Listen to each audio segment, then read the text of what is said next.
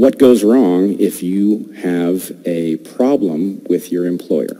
Well, it jeopardizes your mortgage, it jeopardizes your retirement, it jeopardizes your health care, it jeopardizes your ability to continue to live in the same place. That's a lot of things to go wrong simultaneously. And the implication of this is that many people who appear to be fairly secure in their place in society actually have a reasonable fear of things going suddenly wrong and having a spectacular loss of security, and that keeps people in line who would otherwise stand up. Now, my contention is that this insecurity has in part, perhaps unconsciously, been cultivated by a political apparatus that would prefer that we do not challenge it.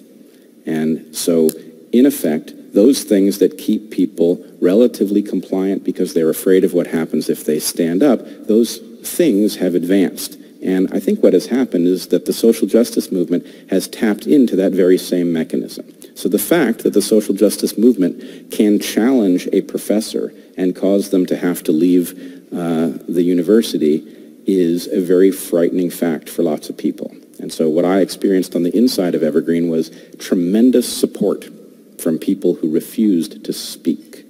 And I mentioned this many times. I emailed my colleagues about it, and I said, you know, we have a culture of fear on this campus, and I can't tell you how many people have approached me privately, and they've told me they're supportive of what I'm saying, and they hope I'll keep saying it, but they're not going to say anything themselves because they're afraid of what will happen. I can't even say that they're wrong. I mean, clearly they're right. So that culture of fear results in a number of things. A, it results in arguments that need to be made not being made. It results in those who are making arguments that need to be made being isolated. But maybe most disastrously, it results in a completely false impression to the outside world about where the preponderance of opinion is. It looks, if you look at Evergreen and you look at who says what, it looks like I was one of very few voices that disagreed with this equity proposal, which suggests that maybe there's something off about me.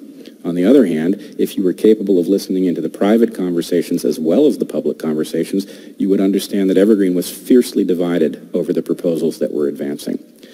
So it colors the narrative in a very dangerous way.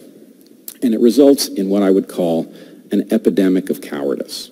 So we have an epidemic of cowardice in the university system. It's a mirror for the epidemic of cowardice that we have in our political system as well.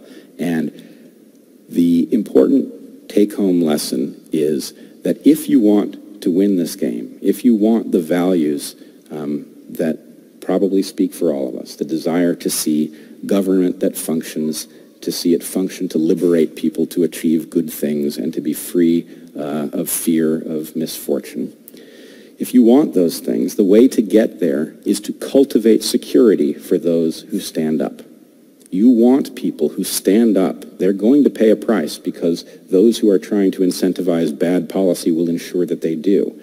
But if you can engineer a mechanism that causes them to feel there's some other kind of security, they will stand up because in general, people are ready to say what needs to be said unless their peril is immediate and, frankly, unless it involves their families.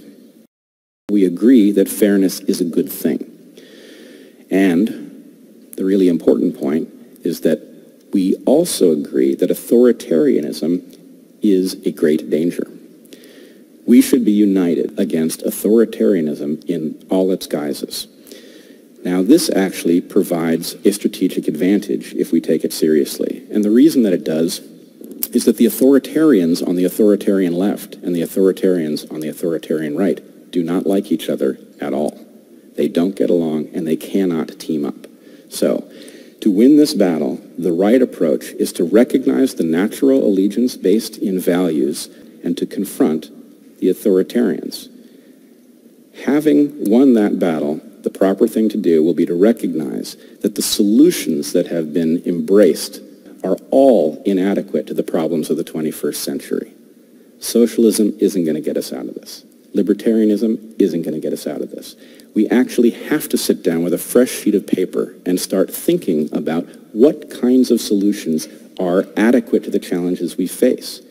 That, on the one hand, might be a bit frightening because it suggests that nobody has the answers. But I would submit to you it also suggests that the possibility of a much better future might simply be a matter of confronting the question with fresh eyes. Thank you.